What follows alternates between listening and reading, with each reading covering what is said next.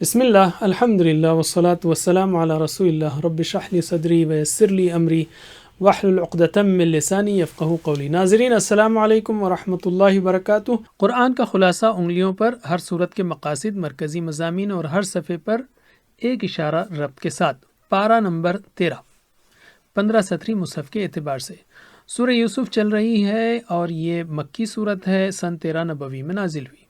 اس کے مقاصد ہیں یہ بتانا کہ آزمائش کے بعد کامیابی آتی ہے، اور اس کے مضامین ہیں یوسف علیہ السلام کا خواب اور بھائی، یوسف علیہ السلام آزمائشوں میں، یوسف، یعقوب اور بھائی جب یوسف علیہ السلام خزانے کے نگراں بن چکے تھے، اور آخر میں ہدایت۔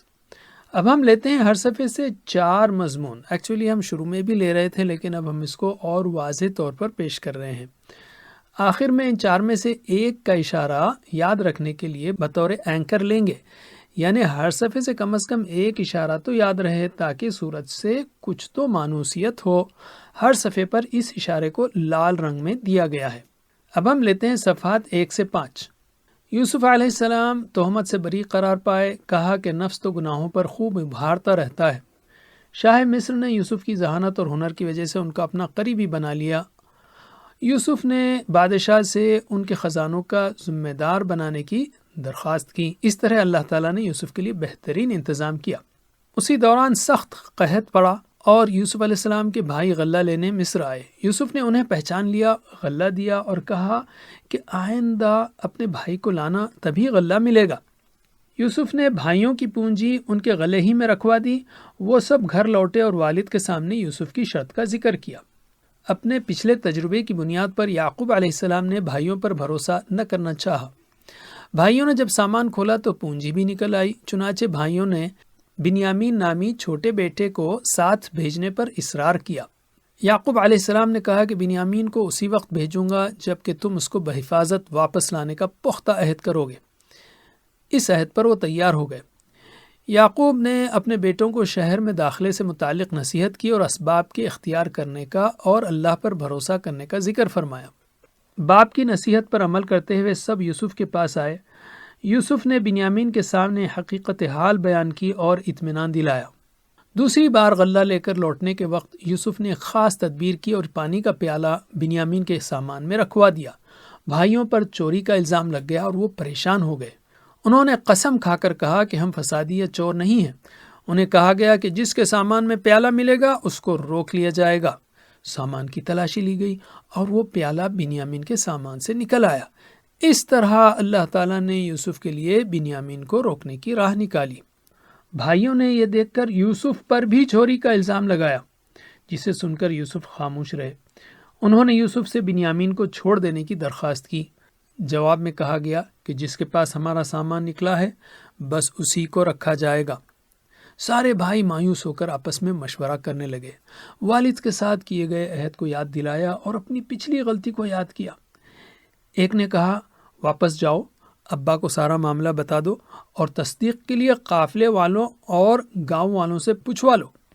جب یعقوب تک بات پہنچی تو انہوں نے صبر کیا اور اللہ کے حکم سے تمام بیٹوں کے ایک ساتھ واپس آنے کی امید ظاہر کی۔ یوسف کے غم میں یعقوب علیہ السلام نڈھال ہو گئے۔ بیٹوں نے شکایت کی تو کہا کہ میں اپنی بے قراری اور غم اللہ کے سامنے پیش کرتا ہوں۔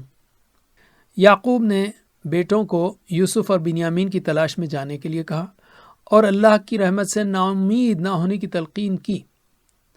جب تیسری بار غلہ لینے کے لیے وہ سب یوسف کے پاس آئے تو یوسف نے پوچھا کہ نادانی میں تم نے یوسف کے ساتھ کیا کیا تھا؟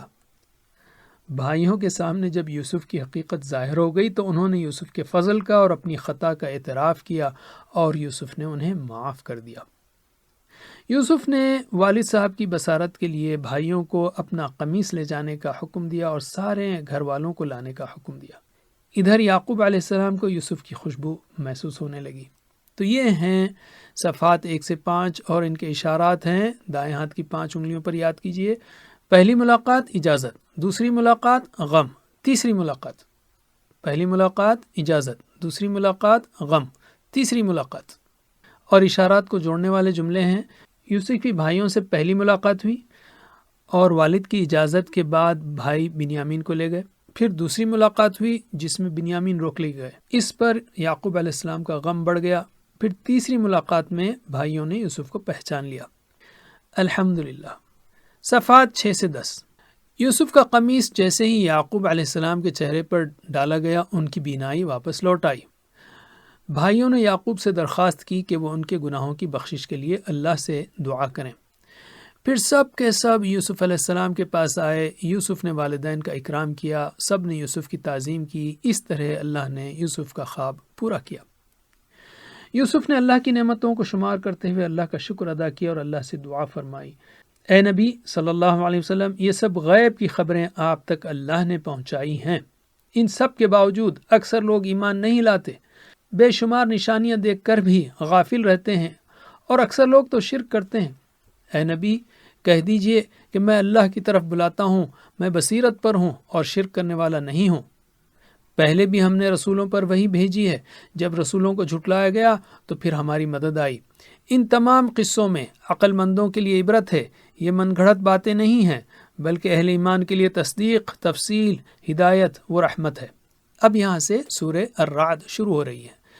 یہ مکی صورت ہے اور یہ بھی سن 13 نبوی میں نازل ہوئی۔ اس کے مقاصد ہیں اللہ کی قدرت اور اس کے مظاہر، وعد اور وعید، انقلاب میں سنت الہی یہ بتانا، اور اس کے مضامین ہیں اگر ہم اس کو اپروکسیمیٹ کرنے کی کوشش کریں تو توحید و آخرت، اس کے اندر ہے قرآن برحق کتاب، قرآن کو آپ رسالت کے اندر بھی لے سکتے ہیں، اللہ کی قدرت کے مظاہر، قیامت پر مشرکین کے اعتراض، مومنین و منکرین کا بیان ہے، اور دوسری چیزیں بھی ہیں، اور اس کے اندر ہے حق و باطل کی مثالیں، اچھا اور برا انجام، نبی صلی اللہ علیہ وسلم کو تسلی۔ تو ہم لیتے ہیں پہلا صفحہ سورہ الرعد کا۔ کتاب کی آیتیں اور نشانیاں برحق ہیں اس رب کی جانب سے ہیں جس نے بغیر ستون کے آسمانوں کو بلند کیا اور سورج و چاند کو مسخر کیا، زمین کو پھیلایا، اس میں پہاڑ، نہر اور پھلوں کو پیدا کیا۔ ان سب میں غور کرنے والوں کے لیے نشانیاں ہیں۔ زمین کے حصے الگ الگ ہیں، باغ ہیں، مختلف قسم کے پھل ہیں، ان سب میں عقل مندوں کے لیے نشانیاں ہیں۔ ان سب کے باوجود کفار کی بات قابل تعجب ہے کہ دوبارہ کیسے پیدا کیے جائیں گے۔ ایسے لوگوں کی گردنوں میں طوق ہوں گے اور وہ سدا جہنم میں رہیں گے۔ مشرکین عذاب میں جلدی چاہتے ہیں، حالانکہ پچھلی قوموں کی مثالیں ان کے سامنے ہیں۔ اچھا، کفار کو اس پر بھی اعتراض ہے کہ نبی کو کوئی نشانی کیوں نہیں دی گئی؟ چاہے رحم مادر میں موجود حمل ہو یا غیب کی کوئی بات ہو، آہستہ یا زور سے کی گئی بات ہو یا کوئی اور چیز ہو، اللہ کے علم میں ہر چیز ہے۔ اسی نے بندوں کی حفاظت کے لیے فرشتے مقرر کر رکھے ہیں۔ جب تک کوئی قوم اپنی حالت نہیں بدلتی، اللہ بھی اس کی حالت نہیں بدلتا، اور اللہ کی پکڑ سے بچانے والا کوئی نہیں۔ وہی بجلیاں چمکاتا ہے، بادلوں کو پیدا کرتا ہے، بادل کی گرج اس کی تسبیح کرتی ہے، وہی جس کو چاہتا ہے کڑکتی بجلیوں کے ذریعے پکڑتا ہے۔ اللہ کو پکارنا ہی حق ہے، اور اس کے سوا کسی کو پکارنا ایسا ہے جیسے کوئی پیاسا پانی کو دور سے بلائے مگر وہ پانی اس تک نہ پہنچے۔ اسی اللہ کو ہر چیز سجدہ کرتی ہے۔ یہاں پر محمد صلی اللہ علیہ وسلم سے کہا گیا کہ ان مشرکین سے ذرا سوالات تو کیجیے۔ اللہ نے بارش کی مثال دے کر حق و باطل کی وضاحت کی کہ جیسے پانی فائدہ دیتا ہے اور جھاگ سوکھ جاتا ہے، ویسے ہی حق باقی رہتا ہے اور باطل ختم ہو جاتا ہے۔ تو یہ ہیں صفحات 6 سے 10 اور ان کے اشارات ہیں ملن، ہدایات، آیات، جلدی 5۔ ملن، ہدایات، آیات، جلدی 5 سوالات ہیں جو مشرکین سے کیے گئے ہیں، اور ان کے جوڑنے والے جملے ہیں آخرکار یعقوب و یوسف اور سب کا ملن ہوا۔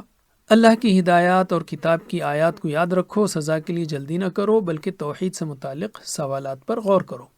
الحمدللہ۔ اب ہم لیتے ہیں صفحات 11 سے 15۔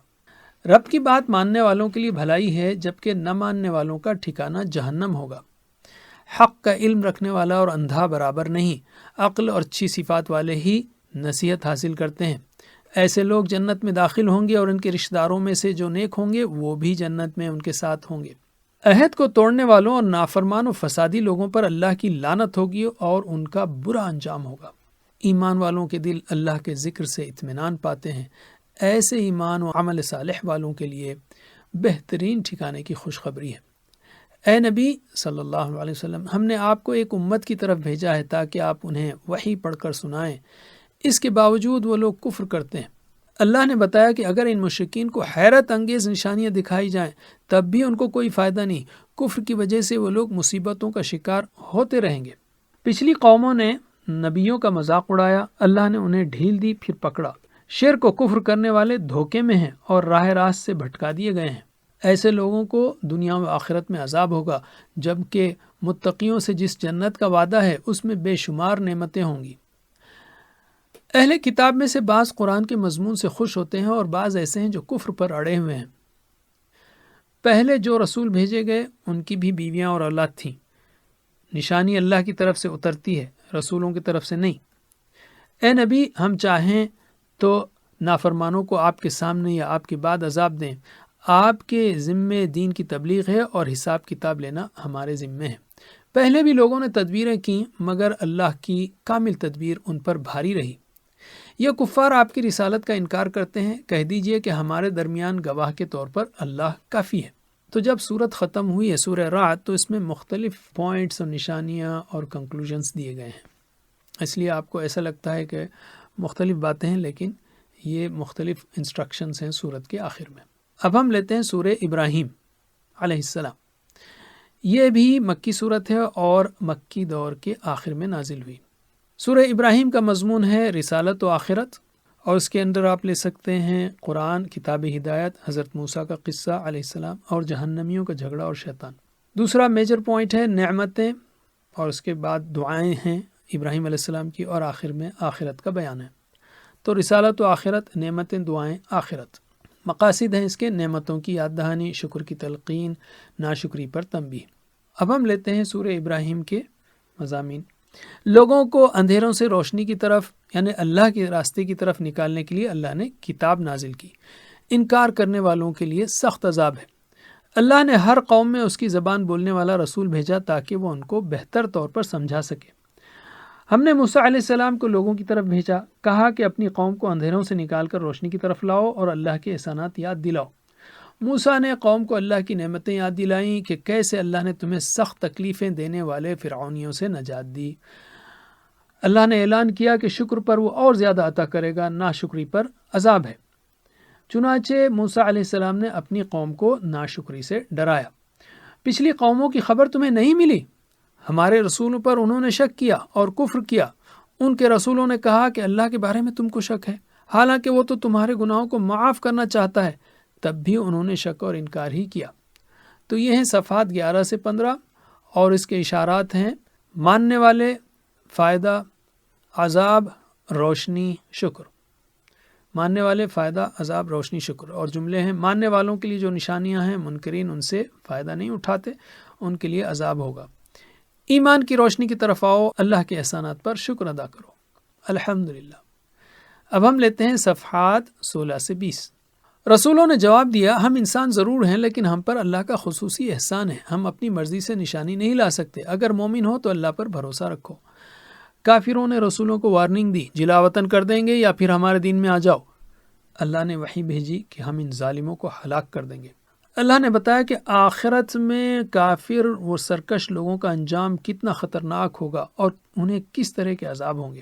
ایک مثال دی کہ جس طرح تیز آندھی راکھ کو اڑا دیتی ہے اور انسان اس کو پکڑ نہیں سکتا، اسی طرح کفار کے اعمال بے وزن ہوں گے اور کوئی فائدہ نہ دے سکیں گے۔ قیامت کے دن کمزور لوگ متکبروں سے کہیں گے کہ ہمیں عذاب سے بچا سکتے ہو تو بچاؤ، لیکن وہ خود اپنی بے بسی کا اظہار کریں گے۔ اس دن شیطان کہے گا کہ اللہ کا وعدہ سچا تھا اور اس کا وعدہ یعنی شیطان کا وعدہ جھوٹا تھا۔ وہ گمراہوں سے اپنی بے تعلقی ظاہر کر کے ان سے دامن جھاڑ لے گا۔ ایمان اور عمل صالح والوں کو نعمتوں والی جنتوں میں داخل کیا جائے گا۔ اللہ نے مثال دے کر توحید کا مضبوط جڑوں اور شاخوں والے درخت کی طرح ہونا بتایا، اور کفر و شرک کی مثال کمزور جڑوں والے درخت سے دی۔ اللہ تعالیٰ اہل ایمان کو دنیا و آخرت میں ثابت قدم رکھے گا، جبکہ ظالمین کو گمراہی میں چھوڑ دے گا۔ نعمت الہی کی ناشکری پر جہنم کی وعید سنائی گئی اور ناشکری کرنے والوں کے گناہ بتائے گئے۔ اہل ایمان کو نماز قائم کرنے اور خرچ کرنے کی تلقین کی گئی۔ اللہ نے اپنے احسانات بتائے کہ وہی آسمان اور زمین کا خالق ہے، اسی نے مختلف مخلوقات کو تمہارے لیے مسخر کیا ہے، اس کی جو تم پر نعمتیں ہیں ان کو تم شمار ہی نہیں کر سکتے۔ اب آخری میں ابراہیم علیہ السلام کی دعا ہے اور آخرت کا ذکر ہے. تو ابراہیم علیہ السلام کی دعا ہے کہ اے اللہ شہر مکہ کو پرامن شہر بنا، میری اور میری نسلوں کی بت پرستی سے حفاظت فرما. اسی طرح ابراہیم نے بتوں کی شکایت کی، اللہ سے دعا کی کہ ان کی اولاد نماز کی پابند رہے، اللہ سے شوق اور رزق کی دعا کی. فرمایا اے اللہ تجھ پر کچھ مخفی نہیں، تو سب کچھ جانتا ہے. پھر ابراہیم علیہ السلام نے اولاد کی نعمت پر اللہ کا شکر ادا کیا. نیز انہوں نے خود کے لیے اور اپنی نسل کے لیے نماز کی پابندی کی دعا کی اور اہل ایمان کے لیے مغفرت کی دعا کی. اب آخر میں آخرت کا ذکر ہے. اللہ تعالیٰ فرماتا ہے یہ ہرگز نہ سمجھنا کہ اللہ ظالموں سے بے خبر ہے، وہ تو انہیں قیامت تک کے لیے مہلت دے رہا ہے، جس دن ان کا حال بہت برا ہوگا. لوگوں کو عذاب کے دن سے ڈراؤ، اس دن ظالم افسوس کریں گے، کہا جائے گا تم تو دنیا میں بہت اکڑتے تھے، یعنی تم سے پہلے ظالموں کے ٹھکانوں پر تم رہے ہو، تو کیا دیکھا نہیں کہ ان کا انجام کیا ہوا؟ لیکن اللہ کی تدبیر ہی ان پر غالب رہی. یہ نہ سمجھنا کہ اللہ رسولوں سے کیے ہوئے وعدوں کے خلاف کرے گا. قیامت کے دن ہر کوئی اللہ کے پاس حاضر ہوگا. اس دن مجرمین کو سخت سزائیں ہوں گی تاکہ ہر کسی کو اس کے عمل کے مطابق بدلہ دیا جائے. اس میں لوگوں کے لیے پیغام اور وارننگ ہے. جو عقل مند ہے وہ نصیحت حاصل کر لے. تو یہ ہیں صفحات 16 سے 20 کے اشارات. جلاوطنی شیطان خدمت ابراہیم وارننگ، جلاوطنی شیطان خدمت ابراہیم وارننگ. اور اشارات کے جوڑنے والے جملے ہیں انبیاء کو جلاوطنی کی دھمکی دی گئی لیکن اللہ نے ان کی مدد کی. شیطان کی خدمت مت کرو بلکہ ابراہیم کی دعاؤں کو یاد رکھو ورنہ عذاب کی وارننگ ہے. تو یہ ہوئے پارہ نمبر 13 کے مضامین. سورہ یوسف کے بقیہ اشارات ہیں یوسف، یعقوب اور بھائی، جب یوسف علیہ السلام خزانے کے نگراں بن چکے تھے، اور ہدایت. تو یوسف، یعقوب اور بھائی اور ہدایت. سورہ رعد میں ہے توحید و آخرت، مومن و منکرین وغیرہ. اور سورہ ابراہیم میں ہے رسالت و آخرت، نعمتیں و دعائیں آخرت، رسالت و آخرت، نعمتیں و دعائیں آخرت. تو ایک صورت میں آپ 2 یا 3 مضامین یاد رکھ سکتے ہیں انشاءاللہ. جزاکم اللہ خیر، والسلام علیکم ورحمۃ اللہ وبرکاتہ.